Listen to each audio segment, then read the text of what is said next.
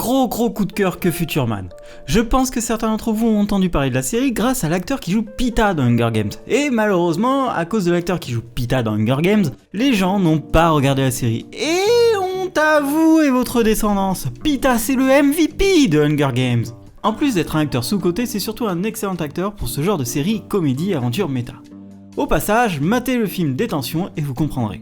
On suit donc Josh, pro gamer loser, qui lorsqu'il finit un jeu considéré comme impossible, deux soldats de la rébellion du futur arrivent dans sa chambre pour le recruter afin de sauver le monde.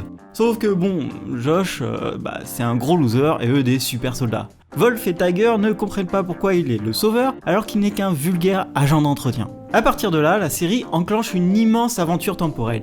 Ils iront dans plusieurs passés, différents présents et des futurs très lointains tout en gérant de façon parfaite les voyages dans le temps et ne joueront pas à créer des nouvelles règles juste pour le scénario. Mais ce qui fait de Future Man une série unique, captivante et de qualité, c'est son investissement pour chaque délire proposé.